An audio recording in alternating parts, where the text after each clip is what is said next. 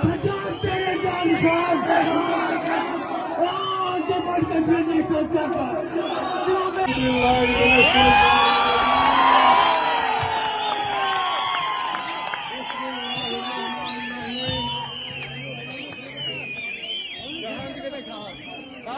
जिला सदर जनाब अमीर अहमद चिश्ती साहब यहाँ पे आए हुए मेरे नौजवान बुजुर्गों, अजीज दोस्तों, मेरी माताओं, मेरी माओ, मेरी बहनों, मेरी तरफ से आप सबको अस्सलाम वालेकुम।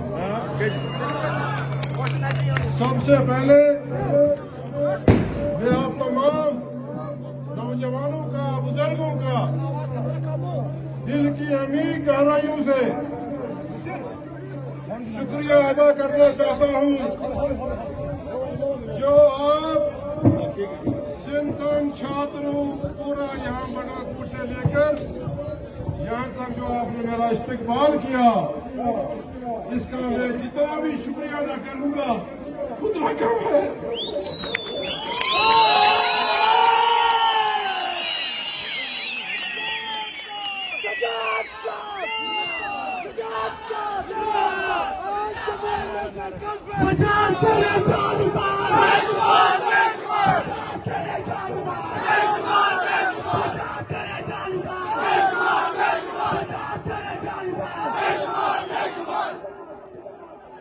ये सिर्फ और सिर्फ आपकी दुआओं का असर है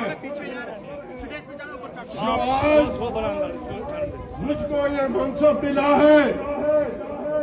ये सिर्फ आप लोगों की वजह से मिला है, वरना अगर देखा जाए 2024 के असेंबली इलेक्शन में किस तरह हमको हराया गया, मगर मेरे रब को, मेरे अल्लाह को कुछ और मंजूर था। इसका यह मतलब है कि 2024 का जो रिजल्ट निकला उससे अल्लाह नाखुश था और अल्लाह ने दिखाया आप उसको यहाँ जबरदस्ती हराओगे। इसको मैं ऐसे पंचायत में ले जाऊंगा जो देश का सबसे बड़ा पंचायत है। और अल्लाह ने आज, मेरे रब ने आज ये दिखा दिया।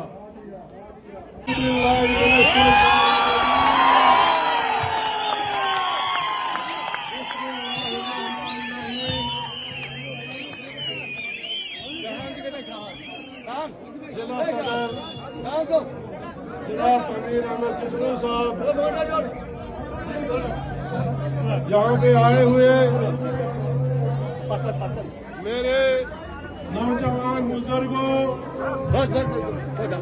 अजीज दोस्तों, मेरी माताओं, मेरी माओ, मेरी बहनों, मेरी तरफ से आप सबको अस्सलाम वालेकुम। सबसे पहले मैं आप तमाम नौजवानों का, बुजुर्गों का दिल की अमीर गहराइयों से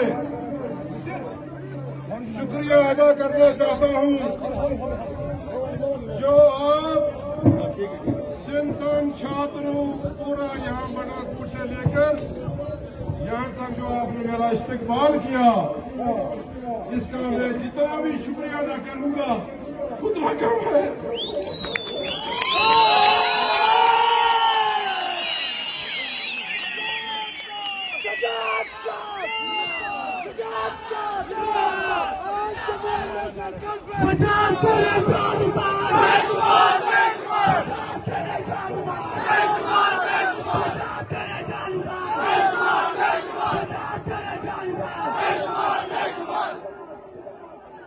ये सिर्फ और सिर्फ आपकी दुआओं का असर है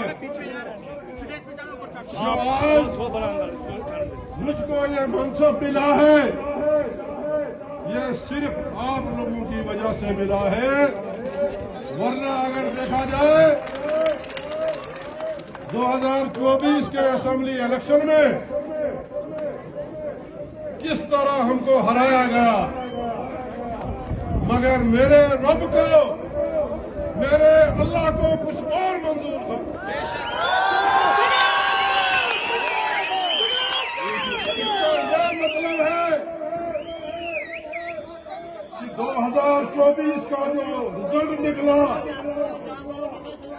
उससे अल्लाह नाखुश था और अल्लाह ने दिखाया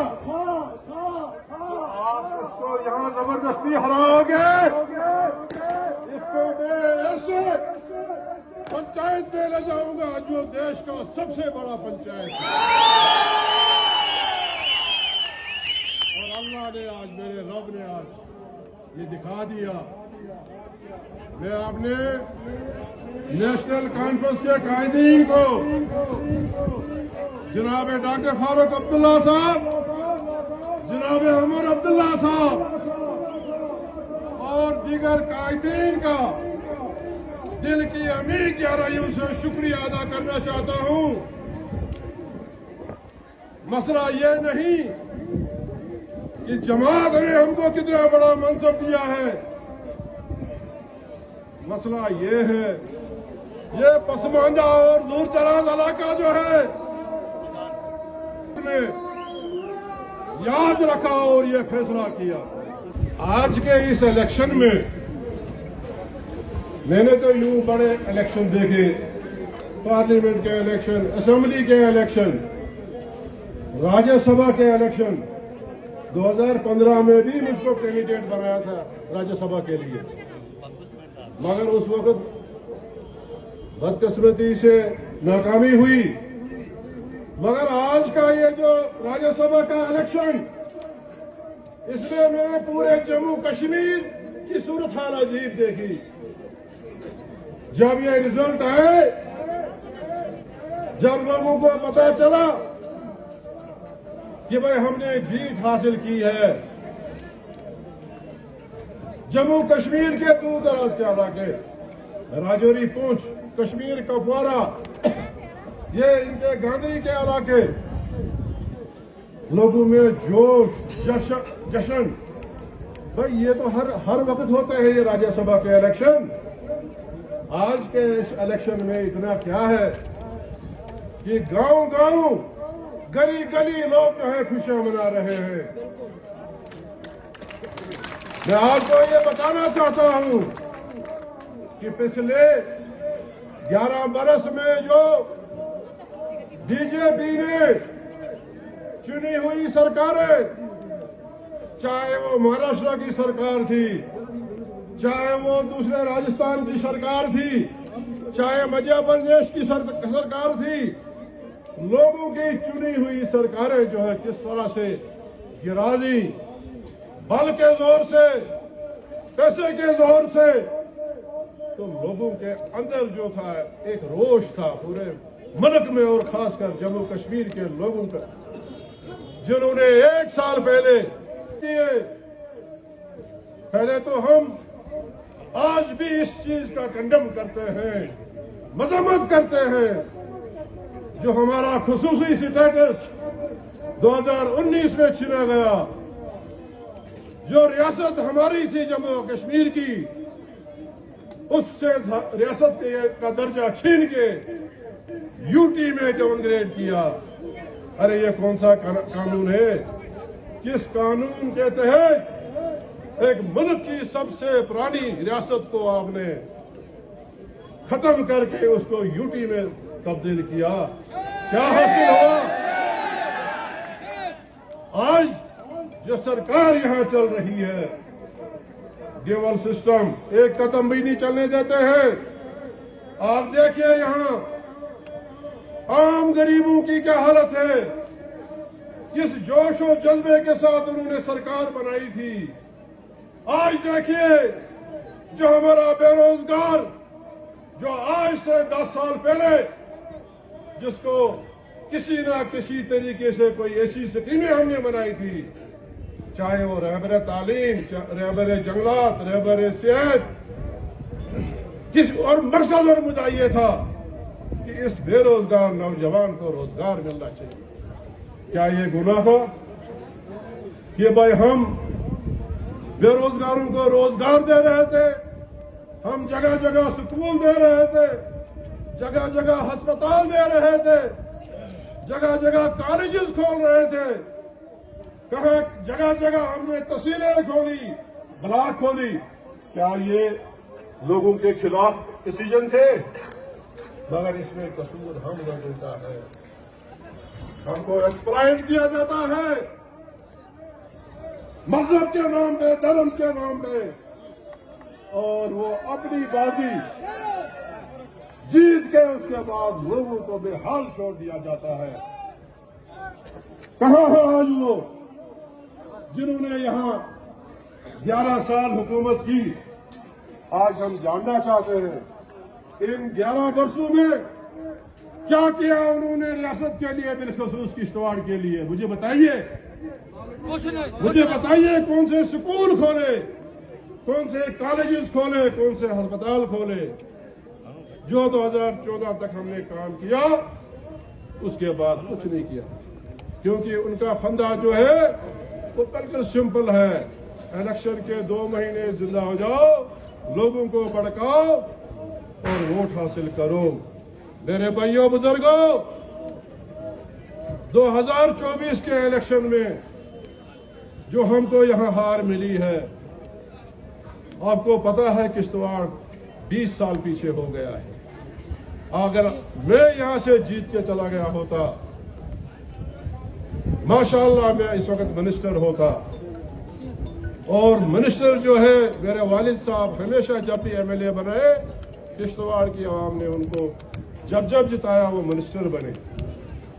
और आज से 30 साल 40 साल पहले किश्तवाड़ की क्या हालत थी? वो वही मर्द मुजाहिद था जिसने in one go as a cabinet minister chairman district development board 56 सड़कें जो है वो सैंक्शन करवाई। या आपका जो ये मंडल कहीं कोई कनेक्टिविटी नहीं, हमारे नौजवान साथी नहीं जानते हैं आज से 30 साल पहले यहाँ क्या हालात थी। और अगर ऐसा ही चलता रहा, आप लोग बार बार एक्सप्लॉइट होते रहे, फिर किश्तवाड़ आगे नहीं बढ़ेगा। ऐसा ही रहेगा। जो हमने मुलाजिम लगाए थे अनकरीबी वो रिटायर हो जाएंगे। अगर एक ऐसा वक्त था आज से चलना चाहता है। जब भी यहाँ कोई त्यौहार होता है, चाहे वो ईद हो, दिवाली हो, कोई फंक्शन हो, पूरा जम्मू कश्मीर जो है मुतवज्जा हो जाता है किश्तवाड़ की तरफ कि किश्तवाड़ में हालात ठीक है। वहां तो नहीं कुछ हुआ। ये पिछले 11 साल से मेरे कान फट गए हैं लोगों को जवाब देते देते कि मेरे भाइयों, किश्तवाड़ में 1947 में जब पूरा मुल्क चल रहा था, जब पूरी रियासत चल रही थी, उस वक्त भी यहाँ हिंदू भाइयों ने, हमारे बुजुर्गों ने, मुसलमान बुजुर्गों ने यहाँ अमन कायम रखा और आपस में भाई भाई बनकर रहे। और वही सूरत हाल इस वक्त भी है। मेरे भाइयों बुजुर्गों, पिछले इलेक्शन में 2024 के इलेक्शन में 70,000 वोट हमने लिए। 70,000। अगर हम इंडिपेंडेंट कैंडिडेट जो प्यारेलाल जी थे, वो भी नेशनल कॉन्फ्रेंस का एक हिस्सा थे, उनके भी 15,000 डाले, तो 70,000 से ज्यादा वोट हमने लिए हैं। क्या आपने कभी ये असेसमेंट की कि इस 70,000 वोटों में हिंदू भाइयों और बहनों का कितना वोट है? नहीं। तो मुझे पता है, वो मुझे पता है कि पाडर जो 95% हिंदू डोमिनेटेड है, अगर वो वहां से 4,000 वोट आए, 3600 वोट आए, 4,000 के करीब वोट आए, तो किसने दिए? किसने दिए? आपके हिडियाल कुलीद वसर जर्रा से जो 200-250 वोट आए, किसने दिए? इसमें कम अज कम 70,000 वोटों में से 25,000 वोट जो है वो हमारे हिंदू भाइयों का, हमारी हिंदू माओ व बहनों का है। मगर जो यहाँ सिलसिला चल रहा है, कोई जबान नहीं खोल सकता। जो जबान खोलेगा, जो ये कहेगा कि मैंने नेशनल कॉन्फ्रेंस को वोट किया है, ऐसा दबाव डाला जाता है, उसको खतरा रहता है कि कहीं मेरी जबान न काट दी। किश्तवाड़ का भाईचारा आपको कहीं नहीं मिलेगा। और मैं वाहिद एक ऐसा शख्स हूं जहां सियासत इलेक्शन के लिए नहीं करता हूं। मैंने अपने वालिद के साथ काम किया है। मैंने यहां किश्तवाड़ में देखा है कैसे यहां भाईचारा कायम व दायम था। मगर जब से ये बीजेपी वजूद में आई, इन्होंने सिर्फ हमको मिलिटेंट भी कहा, हमको एंटी नेशनल भी कहा, मगर वो हमारे दिल को, हमारे ज़मीर को पता है। और ये हदीस भी है कि जिस मिट्टी ने आपको पैदा किया है, उसके साथ बेवफाई कभी नहीं करें। कोई भी मुसलमान जो ईमान रखता हो, वो अपनी मिट्टी के साथ बेईमानी कभी नहीं करेगा। ये मिट्टी किसी के घर की है, ये पूरे हिंदुस्तान के, चाहे वो किसी भी भाषा, कोई भी भाषा बोलता हो, किसी भी धर्म का हो, ये मिट्टी जो है, ये सरजमीन जो है, ये हम सब की है। लिहाजा यहाँ अमन रखना, यहाँ भाईचारा रखना, ये हमारा फर्ज बनता है। मैंने 2008 से लेकर आज तक जो ये कम्युनल ताकतें हैं, मैंने कोई घुटने नहीं टेके हैं।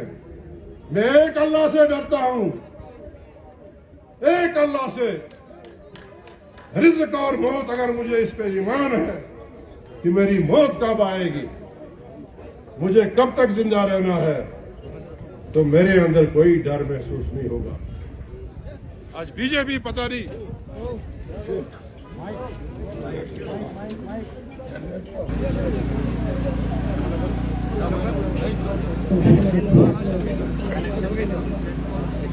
और मैं आपसे यह वादा करता हूं, जब तक मेरी जान में जान है, मैं कम्युनल ताकतों के खिलाफ लड़ता रहूंगा।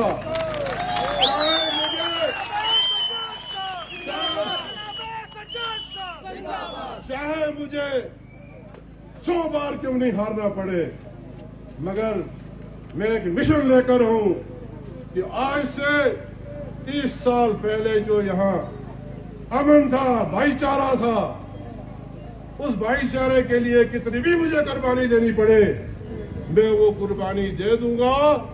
और इस मिशन के साथ कि किश्तवाड़ में फिर वही भाईचारा तो है, मगर एक नैरेटिव जो बनाया गया है। कल भी मुझे प्रेस वाले कह रहे थे कि जनाब आप किश्तवाड़ जाएंगे, अब तो पता नहीं वहां कोई कितना फसाद होगा। बड़े अफसोस की बात है, ये सारा नैरेटिव जो है ये बीजेपी का बनाया हुआ है। किश्तवाड़ के लोग अमन पसंद है और हमेशा किश्तवाड़ के लोगों ने भाईचारे को मजबूती से थामा है। मैं एक बार फिर आप तमाम बुजुर्गों का, नौजवानों का, दूर दूर से आए हैं, डॉक्टर चमन लाल एक्सएमए का हूं, उन पब्लिक रिप्रेजेंटेटिव्स को जो किश्तवाड़ के लोगों ने चुने हैं, जो नागसिनी पाटर के लोगों ने जिनको चुना है, या इंदरवाल के लोगों ने जिनको चुना है, बाबा सियासत खुदारा बंद कर दो। किश्तवाड़ बहुत पहले ही पसमानदा है और अब आप किश्तवाड़ की तामीर और तरक्की के लिए काम करें। ये आपकी खुशकिस्मती है कि मुझे राज्यसभा में भेजा गया है। अगर हम सब मिलकर फिलहाल 4 साल सारी सियासत को एक तरफ रखकर किश्तवाड़ की तामीर और तरक्की के लिए काम करें, अल्लाह गवाह है, मुझे किश्तवाड़ को 4 चांद लग जाएंगे इंशाअल्लाह, इंशाअल्लाह, इंशाअल्लाह। मगर लगता नहीं है, क्योंकि वो जब वो वोट बटोरने होते हैं, आपने तो बड़ा कुछ कहा था, यहाँ एयरपोर्ट देंगे, पैरामिलिट्री में मुझे याद है ऑनरेबल उस वक्त के होम मिनिस्टर, उन्होंने कहा था कि जो दूर दराज के इलाके हैं, पाटर है, मड़वा है, वड़वन है, दक्षिण है, ये छात्रों है, ये यहाँ के बच्चे जो है वो मुकाबला नहीं कर सकते हैं शहरी बच्चों से। लिहाजा हम यहाँ BSF, ITBP, CRP इन तमाम महकमों में जो है अनसपाट भर्ती करेंगे। मुझे लगता है कि रात के अंधेरे में वो भी भर्ती आपके गाँव में होती होगी। ये वादा भी हमने वहाँ डॉक्टर जितेंद्र सिंह जो हमारे ऑनरेबल MP है, उन्होंने तो हमको जोड़ दिया रेल के साथ। आज रेल जाती है यहाँ, रात को जाती है, कश्मीर पहुंचती है। याद होगा आपको 14 के इलेक्शन में भी और 24 के इलेक्शन में भी कहा था, जब इंसान किसी जायज डिमांड के लिए बार बार जो है किसी मिनिस्टर, प्राइम मिनिस्टर के पास जाता है, एक ना एक वक्त आता है वो मसला जो है जरूर हल हो जाता है। फिलहाल मैं आपका राज्यसभा का मेंबर बना हूं, इसके लिए दिल की अमी गहराइयों से फिर एक दफा शुक्रिया भी आप लोगों का, आपकी दुआओं का असर, आपको मुबारक भी हो। अब मेरा एंटी लैट फंड जो है वो भी आप गिनना शुरू कर देंगे। पुराना जमाना था, हम देते थे गांव देहात में हम गरीब वर्कर को कुछ थोड़ा बहुत, वो भी इन लोगों ने बंद कर दिया। अब अगर 10,000 का काम भी है उसके भी करने निकलवाए। वाह, क्या सरकार है, क्या सरकार है। जाएगा कहाँ ये, लगेगा भी खत्म, सब कुछ खत्म, बनेगा क्या। लिहाजा ये इतने बड़े पावर प्रोजेक्ट, बाबा इतना सा डोलसी पावर प्रोजेक्ट था, इतना सा 390 मेगावाट का, जिस डोलसी पावर प्रोजेक्ट ने पूरे किश्तवाड़ की काया पलट दी थी। यम लाड़ टीम लगाओ, तमाम किश्तवाड़ लगाओ टीम, तमाम लुको करो रोजगार न आज 300 मेगावाट 4-5 बड़ प्रोजेक्ट चलो मुझे कोई हाथ उठाकर बताए कि एक भी गाड़ी इन प्रोजेक्ट की वजह से है। बात वो ये है कि जब तक न हमको स्टेट का दर्जा, रियासत का दर्जा बहाल होगा, जम्मू कश्मीर कभी तरक्की नहीं करेगा। यहाँ की बेरोजगारी, उसके लिए हम कोई सदबाब नहीं उठा सकते हैं जब तक न यहाँ जो है स्टेट बहाल होगी। आज देखिए यहाँ रास्तों की हालत देखिए, स्कूलों की हालत देखिए, अस्पतालों की हालत देखिए। ये इसी वजह से है कि हमारे फंड जो है वो कम कर दिए गए हैं। जाहिरी तौर पर ये तो कहते हैं कि सब कुछ हमने ये पहाड़ और ये पहाड़ मिला दिया, मगर वो लोगों को पता है कि यहाँ कितनी शक्ति है। लिहाजा आज दुआ करो कि रियासत बहाल करे और रियासत जम्मू व कश्मीर के लोग जो है अमन और चैन और तरक्की से रहे। मैं एक बार फिर तमाम हजरात का, बुजुर्गों का, नौजवानों का, माओ बहनों का शुक्रिया अदा करना चाहता हूँ कि आप यहाँ